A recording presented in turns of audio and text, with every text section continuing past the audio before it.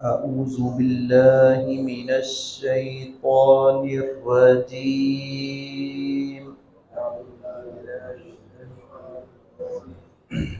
بسم الله الرحمن الرحيم.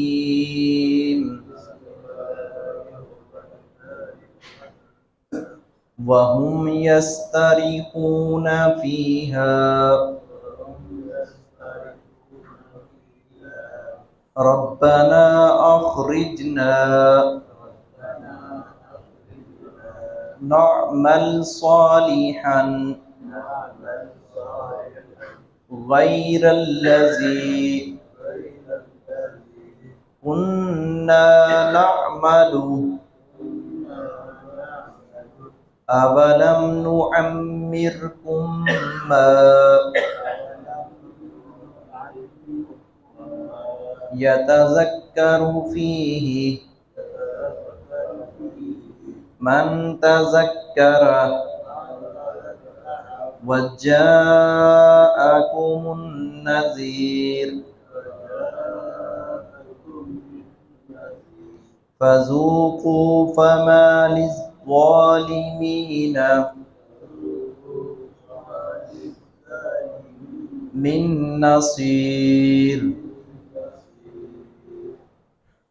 جہنمی یہ بات کہیں گے کہ ہمیں عذاب ہمارا ہلکا کر دیا جائے اور ہماری کسی طریقے سے جان چھوٹ جائے، موت آ جائے، عذاب ہلکا ہو جائے. اب تیسری بات کو آگے کہہ رہے ہیں، کہیں گے کہ ہمیں ایک چانس دیا جائے، ایک موقع دیا جائے، دنیا میں بھیجا جائے، ہم نیک عمل کریں گے، ہم وعدہ کرتے ہیں. تو اللہ رب العزت فرمائیں گے کیا میں نے تمہیں عمر نہیں دی تھی، تمہیں زندگی دی تھی؟ اب تمہارے پاس کوئی عذر نہیں ہے، تمہارے پاس تمہیں عمر بھی دی، موقع بھی دیا، اور پھر تمہارے پاس ڈرانے والا بھی آیا. وہ رسول آیا، نبی آیا، یا رسول اور نبی کے جانشین کوئی بھی ڈرانے والا جس نے آ کر تمہیں اللہ کی توحید کی دعوت دی اور شرک، خرافات سے اور اسی طرح بے حیائی کے، فحاشی کے کاموں سے روکا، تم نہ رکے، یہ اب تمہارے لیے کوئی موقع نہیں ہے. بالخصوص جب عمر جو ہے وہ 60-70 برس کی ہو جائے، پھر تو نبی کریم صلی اللہ علیہ وسلم کے فرمان کے مطابق بندے کے پاس کوئی عذر نہیں رہتا. عذر تو اس کے پاس بھی نہیں ہے جو بالغ ہو گیا ہے، پوچھ گچھ اس سے بھی ہو گئی، لیکن اس کے لیے شاید اس سے بھی زیادہ کٹھن معاملہ ہے. ایک بندے نے بلوغت کے بعد 2-4 سال کی عمر گزاری ہے، یا سال کی، یا چند دن گزارے ہیں بلوغت ملنے کے اپنا بالغ ہونے کے بعد، تو اس کو بھی پوچھ گچھ ہوگی. لیکن جس کو 60-70 برس عمر مل جائے، نبی کریم صلی اللہ علیہ وسلم نے فرمایا اس کے لیے تو تمام حجت ہو جاتی ہے، اس کے لیے کوئی عذر رہتا نہیں ہے. اور یہاں تک کہ بندہ بڑھاپے کو پہنچ جائے، بال سفید آ جائیں، اور پھر بھی وہ مسجد کی طرف یا خیر کے کاموں کی طرف رخ نہ کرے. یا آپ دیکھتے ہیں چوکوں میں، چوراہوں میں بڑے بڑے بزرگ اور بابے، اتنی عمر ہو گئی ہے لیکن وہ تاش کھیل رہے ہیں، لوڈو کھیل رہے ہیں، اور اسی طرح وہ دنیا کے کاموں میں مگن ہیں، کوئی پرواہ نہیں ہے، غافل ہیں.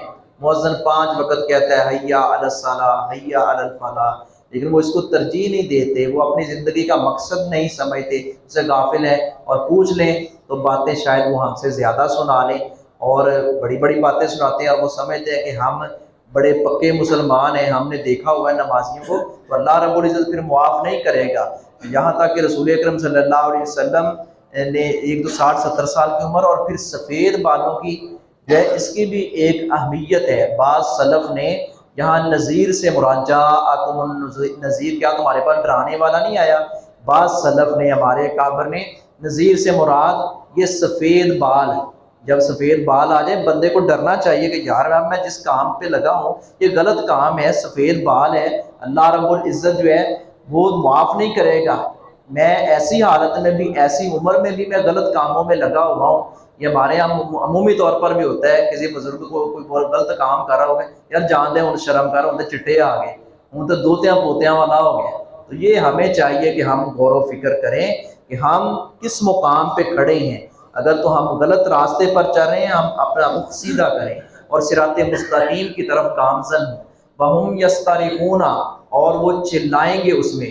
جہنمی جہنم میں چلائیں گے، چیخو پکار کریں گے، فیہا اور کہیں فیہا اس میں، وَهُمْ يَسْتَرِخُونَ فِيهَا اور وہ چلائیں گے اس میں، اور کہیں گے ربنا اخرجنا اے ہمارے رب تو نکال، نعمل ہم عمل کریں گے، صالحا نیک، اللہ اس جہنم سے نکال لے، اب ہم نیک عمل کریں گے، غیر الذی کنا نعمل علاوہ اس کے جو ہم عمل کرتے تھے، جو پہلے کرتے تھے اب نہیں کریں گے، اس طرح کے عمل اب نہیں کریں گے، اب نیک عمل کریں گے۔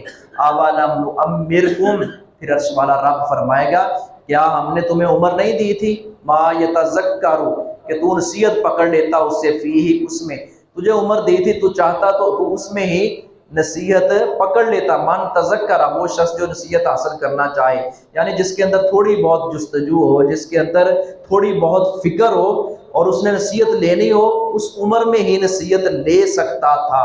وجاءکم النذیر اور آیا تمہارے پاس ڈرانے والا، وجاءکم النذیر اور آیا تمہارے پاس ڈرانے والا بھی، یعنی عمر بھی ملی اور ڈرانے والا بھی تمہارے پاس آیا، فذوقوا پس تم چکھو عذاب، فما للظالمین پس نہیں ہے ظالموں کے لیے من نصیر کوئی مددگار، اب وہاں کوئی مدد کرنے والا نہیں ہوگا۔ وہ جن کو کرنی بھرنی والے سمجھتے تھے، وہ جن کو سمجھتے تھے کہ یہ ہماری سفارش کر دیں گے، یا غلط فہمی میں مبتلا تھے، یا ان کے پاس وہ سوچتے تھے کہ عذر ہم تلاش کریں گے، بہانہ اللہ رب العزت کے آگے رکھیں گے اور اللہ بہانہ قبول کر لے گا، وہاں کوئی بہانہ نہیں چلے گا، کوئی مددگار نہیں ملے گا، اس لیے ہم اس دنیا کو غنیمت جانے، جیسے رسول اکرم صلی اللہ علیہ وسلم نے فرمایا کہ موت سے پہلے زندگی کو غنیمت جانو، بڑھاپے سے پہلے جوانی کو غنیمت جانو، اغتنم خمسا قبل خمس، پانچ چیزوں سے پہلے غنیمت جانو۔ اللہ رب العزت عمل کی توفیق عطا فرمائے۔